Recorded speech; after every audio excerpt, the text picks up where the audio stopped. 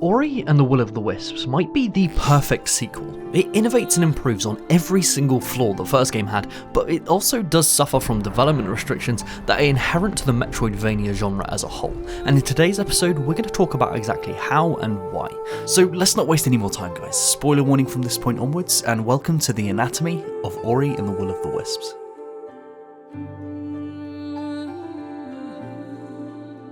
Our story once again follows Ori. After the events of the first game, Kuro's orphaned egg hatches, and Ori, Guillermo and Naru raise her as part of the family, naming her Ku.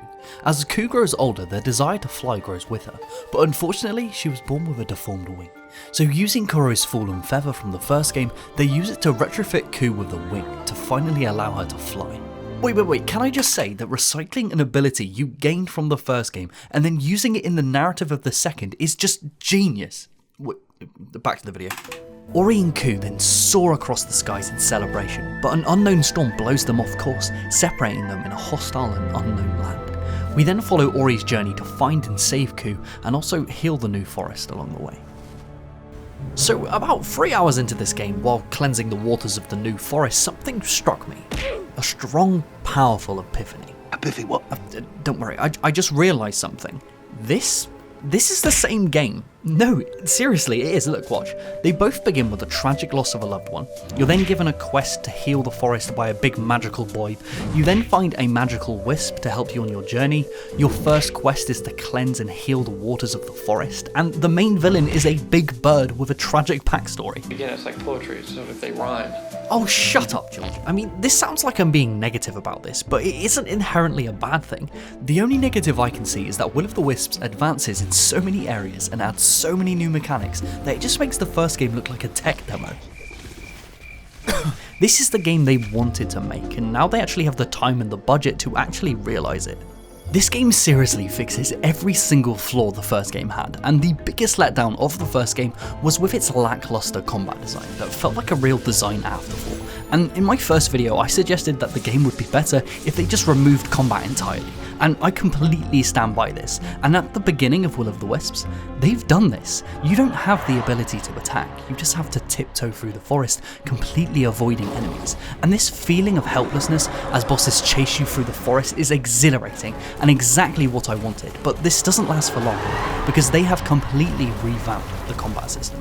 Ori now wields weapons, and instead of just mindlessly spamming the same button over and over, you actually have to time and direct your attacks while reacting to enemies. And not only is this so much more engaging, but they go the extra mile to give you an immense amount of choice in how you actually want to play during combat, such as swords, bows, spears, hammers, and if for some reason you preferred the combat of the first game where you didn't need to think at all, I don't know why you would, but if you did, you can get it back. There's an option for everyone here. And you can have 3 of these different weapons or abilities equipped at any one time, so they had to do something to try and balance this out, and they did that with the redesigned energy system. So now each ability you use that isn't a main hand weapon like a hammer uses energy. Yes, the energy used to save the game in the first game, and they have completely removed the save system, and I'm not really sure how I feel about this. On one hand, it takes away the strategy and planning you needed to do in the first game with managing your energy so you could actually save the game, but on the other hand, using energy for your abilities completely expands combat and platforming, so I think it's worth it in the end. And yes, I did mean to say platforming then, because each and every ability you gain in this game affects combat and platforming equally, which might sound odd. How the fuck can a hammer affect platforming? Well, if you swing a hammer at the apex of your jump, you can get even more height, effectively giving you a third jump. And this is simple, but this expands to every single ability you gain across your journey. For example, the platforming burrow ability allows for you to quickly traverse through sand, but it also allows you to dash through it and out of it to attack foes. The same can be said for the fireball ability, which you can just launch at people, but it also allows for you to throw it into the air and then bash off of it, creating your own bash platform. This is just genius, because no matter what ability the player chooses, each one will always have a platforming or combat application, meaning they can't go wrong. This gives the players so much choice, it is absolutely insane. Well, I see you finished your tasty bowl of choice there, sir. Well, why don't you wash that down with a cold hard glass of choice? Because the game further expands on all of this with the shard system. Shards can be found hidden around the world and they can be equipped to further alter your abilities to the playstyle you personally prefer. Well, you like bows? Well, that's good for you, mate. Here's some shards to make them even better. Wait, I've seen this before. Is this Hollow Knight? Wait, yeah, it is. Look, well, they use shards or pins to alter gameplay to your liking. There are then hidden map maker NPCs hidden around in each area to unlock the map for you. They then use a resource to heal yourself, but also to use your abilities. It's like the developers finished making Ori and the Blind Forest, looked at Hollow Knight and were like, yeah, that's pretty good. Yeah, let's do that, but better. Wait, don't get me wrong, this isn't inherently a bad thing. Taking inspiration from other games in a genre is how the genre grows overall, and Will of the Wisps took a lot from Hollow Knight, but it improved on these systems it was inspired by. But something that does seem a little bit alien to Will of the Wisps is the new NPC system. Something completely new to this series is how there are now a lot of NPCs around the world for you to meet and interact with, and this is a huge departure from the first game's lonely, nature-based exploration, but I think it's a welcome one. You can find them just going about their business, be it fishing, building, gardening. Oh my god, look at this boy, he is the best boy. Look directly at this boy. Sorry to interrupt, weird fact of the day, peanuts grow underground. Yeah, what? I didn't know either. Yep, back to the video. These NPCs do all the generic NPC things like selling you items and upgrades or giving you hints about the world to aid you in your exploration, but the main joy I get from this system is how you can visibly see how Ori is affecting their lives and the world throughout the game, helping rebuild the village and build new homes for its residents, connecting them with their families and solving their problems. It's just nice. You really get to feel like you're making a positive difference in the world as you travel through it, and this is helped by the colour palette and level design of each area subtly changing once Ori is helped in each area. Wait a second, Ori fixes the water of the forest and he also fixes its heating. Wait, is Ori a plumber? What? Shit, I guess so. It's just amazing how the developers make you sympathise with all of these characters and even the bosses through their art direction and challenging your preconceptions and biases based on their appearance alone. And they make you reconsider why they do the things they do. Like, how the hell have they made it easy to sympathise with this giant grotesque spider? Yeah, that's impressive. Well, do you know what else is impressive? Nice segue, Jay. The boss designs themselves are impressive. Yep, that's right, they've cracked it. They have literally perfected the boss design. So in my first Ori episode, we spoke about what the fundamentals of a boss actually is. Play the clip editing, Jermaine. Well, a boss in its simplest form is a narrative or mechanical climax. Yeah, good one. Me? Well, it should either be a test on the mechanics the game has been conditioning you to use, or be a narrative obstacle for your protagonist to overcome, and in most games it's usually one or the other, but the best bosses balance these two factors. Alright, so let's get a checklist going. So a perfect Ori boss should cover these 4 areas. We have platforming, combat, area mechanics, and then it also must have narrative meaning. So it needs to tick all of these 4 boxes. So to begin with, platforming. Well, the bosses chase you through an environment which then tests you on your platforming skills, but also tests you on the abilities you've just learned in that area. That's a double tick. Then, after this, they fight you in a one-on-one combat scenario, where it tests you on your mastery of the combat mechanics, but then again, the same mechanics you've learned in that area. That is 2 more ticks, and this boy, he's got a double tick.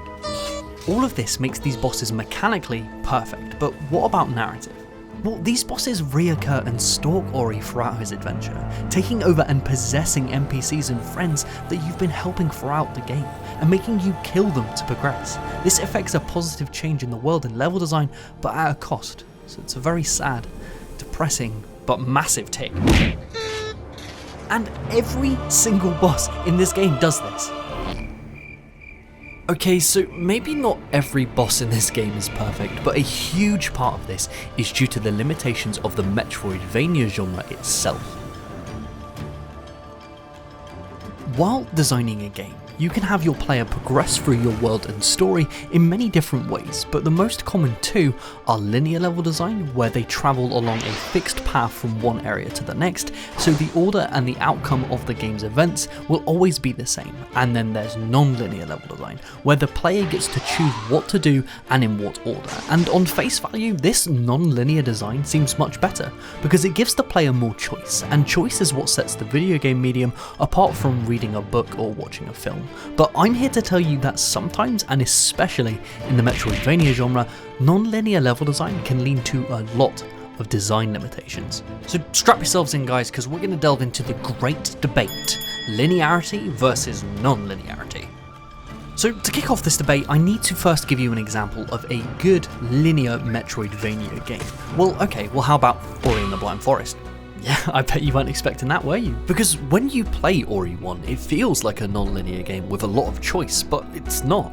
You progress through the game in a linear fashion. It just gives the illusion of choice through its branch system. The branch system is where you travel down one main path with lots of smaller areas that branch off of that main path. These smaller areas always culminate in a dead end that give you an item, which then loop you back around onto the main path. This all gives the illusion of having a lot of choice, but gives the designers the luxury of knowing exactly how you're going to progress through the game because you never deviate from that main path. Will of the Wisps is an example of a non-linear Metroidvania game, where you're given 4 main tasks to complete and then you get to choose when to do them and in what order. So why is this a problem? There seems to be 4 main paths here and the player can choose to do them in any order they want. This is better, right? More paths means more better. Well, there is a problem that arises when designing a Metroidvania game like this, and it comes down to the amount of abilities you gain throughout the game and how the game uses each one in its level design. The design philosophy of the Metroidvania genre is that you gain new abilities through exploring, which then further opens up the world to the player, allowing them to backtrack to previously inaccessible areas. And this may look like the player has a lot of choice here, but if you straighten it out, the player is still progressing in a linear path from one area to the next. This is done so that later areas can be designed to fully utilise all of the abilities that the player has gained throughout the game. But because Will of the Wisps allows for you to do these areas in any order you want, each area has to be designed in a very self-contained way, meaning that the level design and puzzles of those areas can only use the core abilities that Ori already has, and then any new ability that that area introduces. And this really limits the designers when creating these areas. And don't get me wrong, each and every area is impeccably designed and incredibly fun to traverse through, but the main reason all of this is so disappointing is because the abilities you get in each respective area, they're so fun. The fireball, sand burrowing, swimming, the darkness light mechanic, these are all incredibly fun, but they're hardly used outside of their own respective areas or used in the branch system which returns from the first game. It's just so disappointing that these are so underutilized. The end of the game is the only place where the designers can guarantee where the player will have all of these abilities at their disposal, and we can see how that affects the level design. It grows to be so much more complex and engaging, and shows us how much more interesting each area could have been if they design these levels in a linear fashion.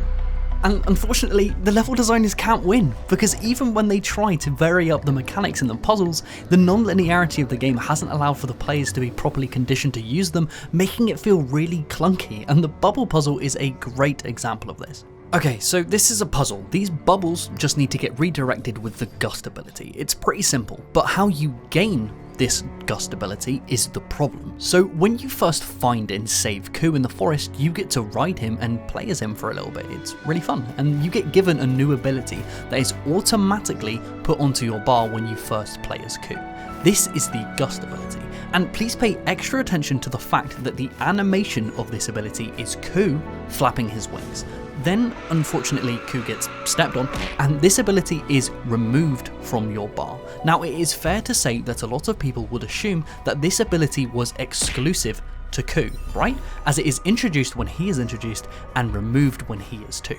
But no, this is a new ability that Ori himself can use at any point throughout the rest of the game, but the game doesn't take the time to condition you to use this. Metroidvania games, including Ori, use something called points of no return to teach the players how to use new abilities. These are areas that once you progress into them, you cannot leave unless you use a newly acquired ability properly to actually leave. This teaches and conditions the player to use these abilities and also spot where and when to use them in the future. But this isn't done with Gust at all. They just expect you to remember that you had this ability when you were playing as Ku and that you might need to use it again, so open your ability wheel and go check. This would have all been solved if they just kept that Gust ability on your bar. And if they didn't want to do that, when you are hand given Kuro's Feather by one of the Mokis, they could have just added a tiny text box underneath going, "Oh yeah, you also have Gust, you will need to use it in the future, you pleb." I really don't envy these level designers, and I'm sure they wanted to create even more captivating and engaging puzzles and level designs, but they were just limited by this non-linear world design. But my question for you is the linearity of a game and the choice of being able to do these 4 areas in your own order worth not having a game designed in a way that fully takes advantage of each new ability it gives you? Let me know what you think in the comments. Would it affect your experience personally? I'd really love to discuss this with you. So what are my final thoughts on Ori and the Will of the Wisps overall? Is this the perfect sequel? Well, I think so. It improves on every single negative the first game had and further expands on everything else by taking inspiration from other successful and innovative games in the genre. And even though I believe the non-linearity did harm the overall potential of the game, the pacing and level design is still incredible and such a joy to play. A big through line for the entire experience is the immense amount of attention to detail that was placed into every corner of the game, from the kinetic map design where everything moves and reacts to Ori's presence, even down to contextualizing how doors and new pathways open. They don't just magically open once you've killed a boss, the Mokis come down and do it for you. And it's this kind of attention to detail that isn't directly needed that really sets this game apart from the rest, and cements it for me as one of the best games I have ever played, despite its flaws. What would you like to see the anatomy of in the next episode, Hades or Dishonored? Patrons get to vote on this and suggest future videos along with a host of other benefits. So if you enjoy this series, please consider checking that out and joining this wonderful team of people in allowing for these videos to actually be made. Thank you so much for the support, mate. I'll see you in the next one.